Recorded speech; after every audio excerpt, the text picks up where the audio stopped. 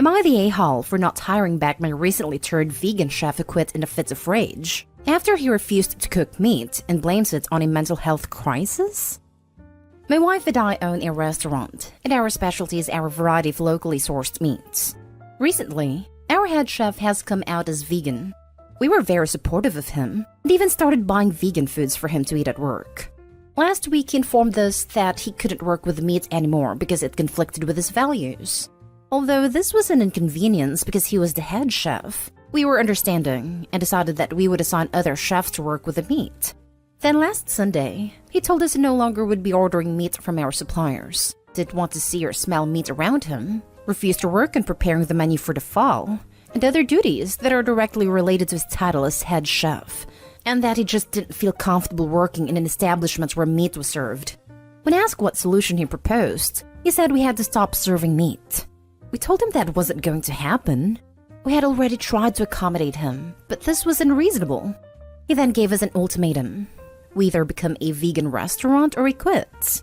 I told him he was getting worked up and suggested he sleeps on it before he says or does something in the heat of the moment and regrets it later. He said he didn't have anything to think about and quit on the spot because we are a couple of murderers who profit off the torture and suffering of animals, and he was disgusted at us, and we're a pair of C-words, etc.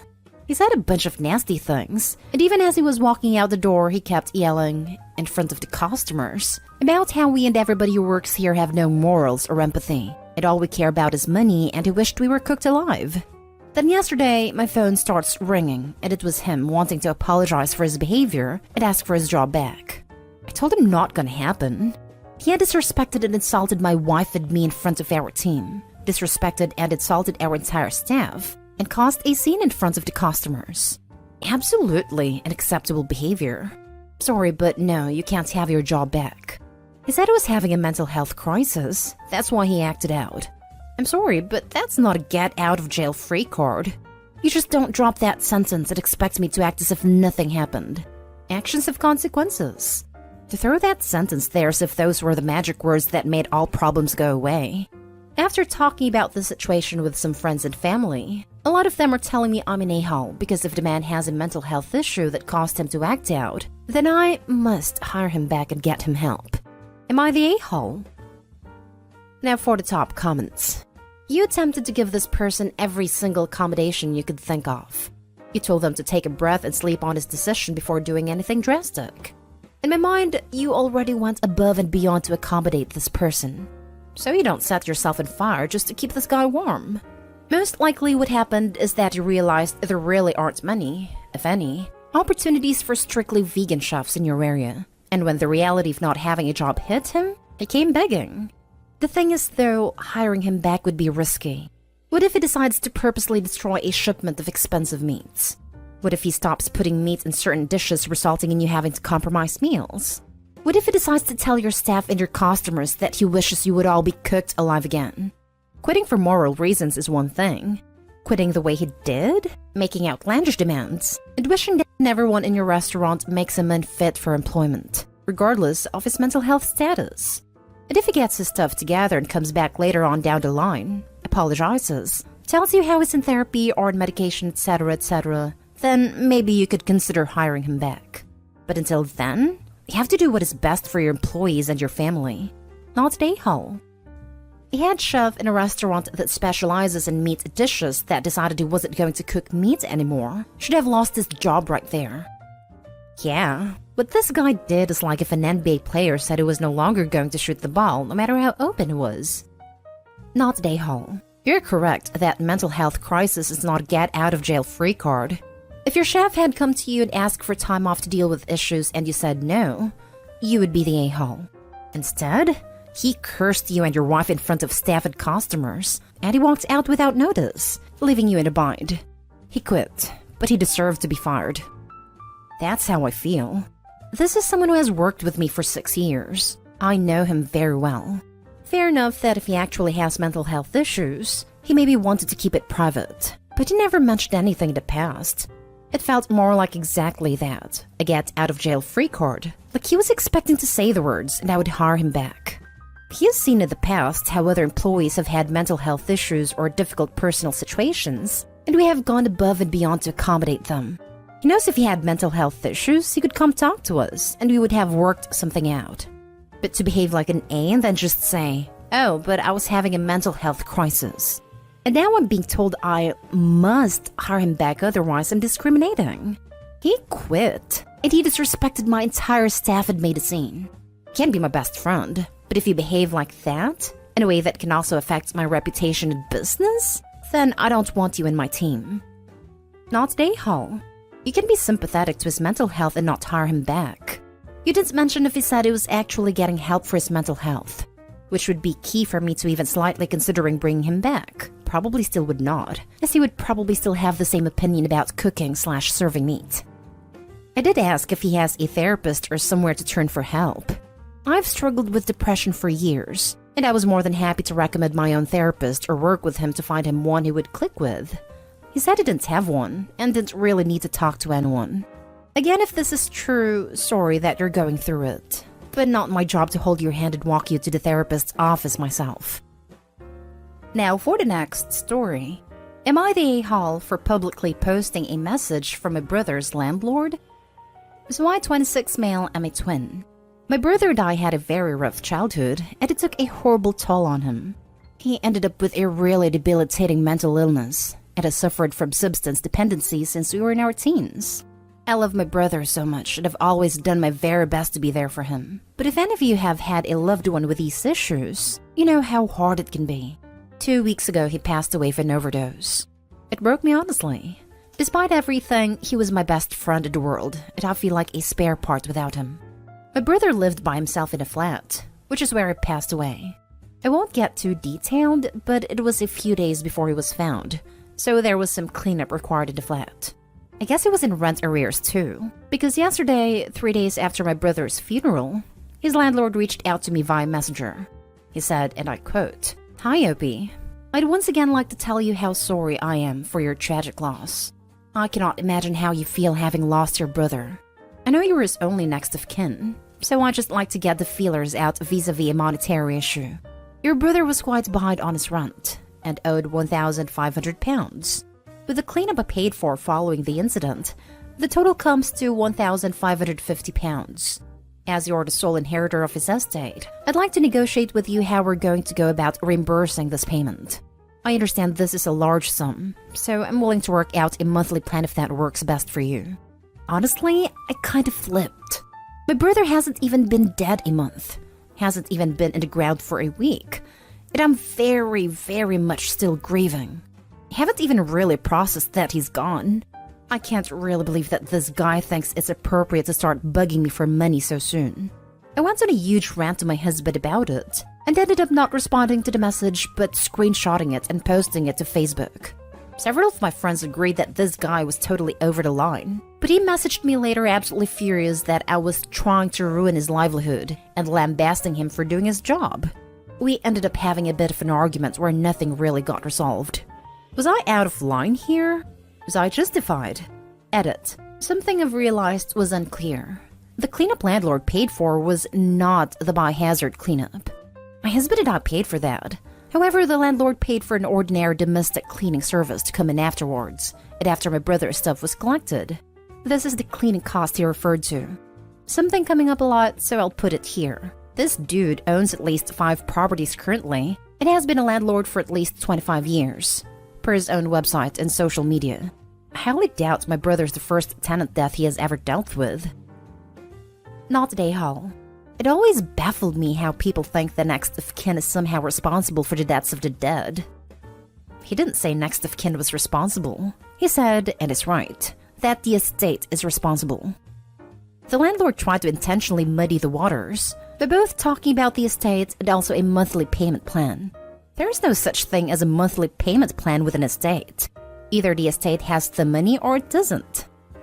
But the monthly part was what mostly upset me, to be honest, because that's him pretty much directly admitting he's expecting me to pay out of pocket.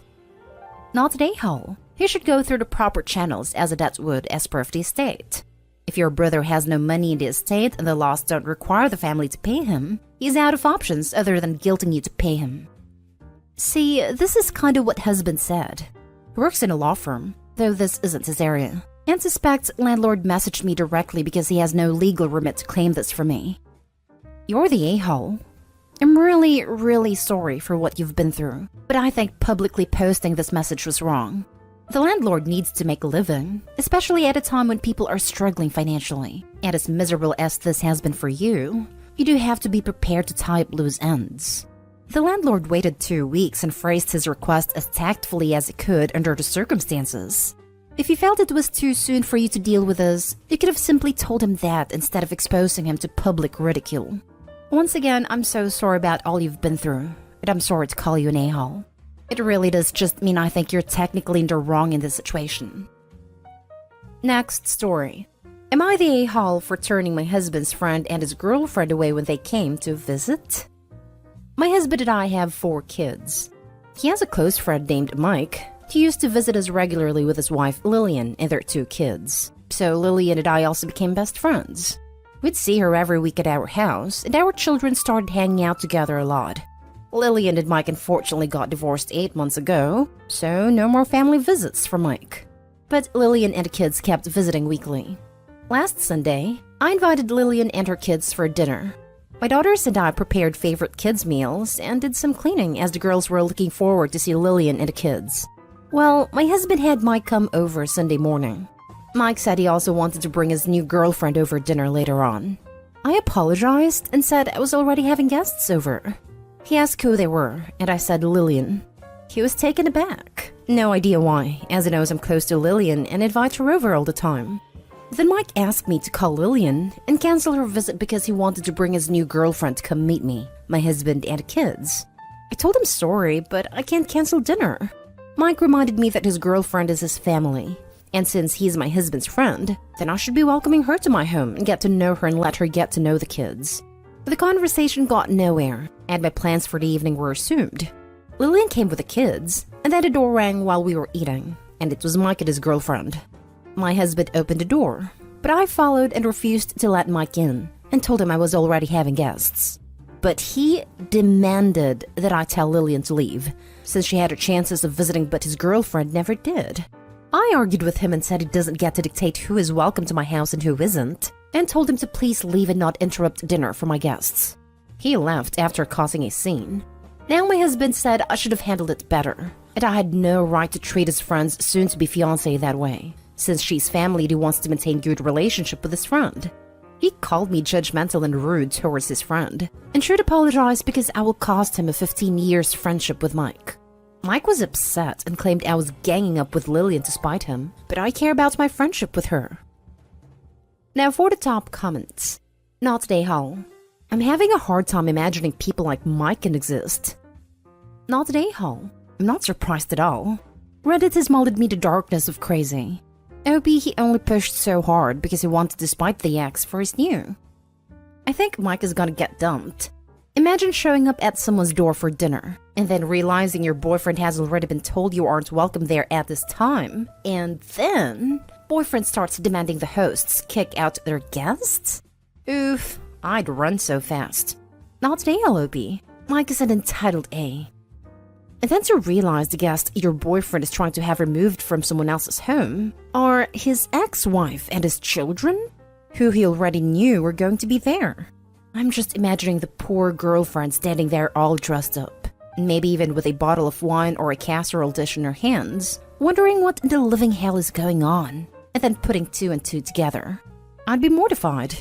I hope she dumped his butt. Well, now we all know why Lillian left him. The sheer entitlement of that a-hole is astounding. It's your home, and he doesn't get to tell you who you can or can't invite into it. Nonetheless trying to demand who can or can't be friends with. Holy crap. Not an a-hole. Edit. Just got to the last paragraph and I am now super pissed at your husband too. His friend acted like a total jerk, and he expected you to apologize? Let's stamp his forehead with a-hole while we're at it. He should be supporting the prior plans and offering another night for dinner with Mike. You guys can be totally excited to meet his new girl on a night where you didn't have prior plans.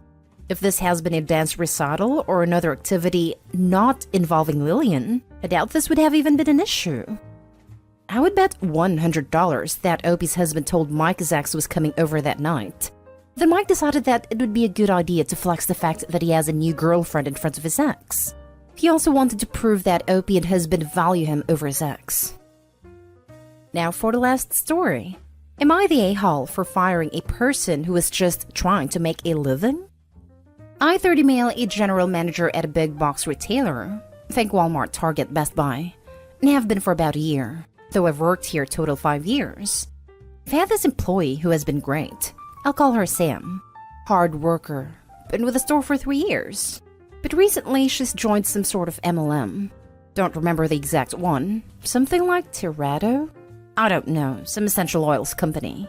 Anyways, I've been getting complaints from customers and other employees, saying that she's been pushing her oils while helping and talking to them.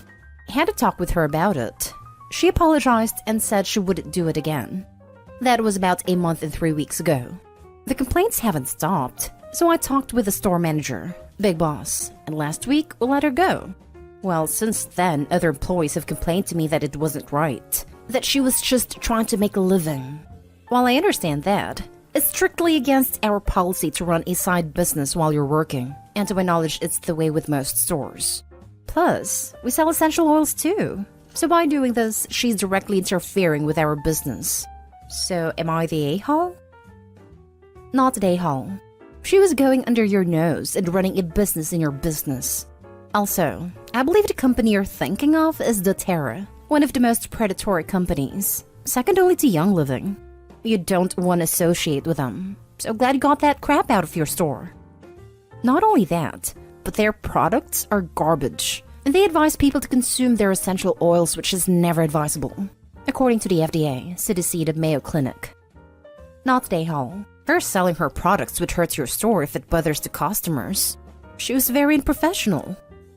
I doubt she cared about being professional, and likely was just using the job as a way to increase the number of potential customers she was exposed to. She was hurting everyone else who worked there, and was given ample warning. A lot of places would have fired her on the spot at first offense. Definitely not. It's store policy. You wouldn't allow solicitors into the store to do it. And that's exactly what she was doing.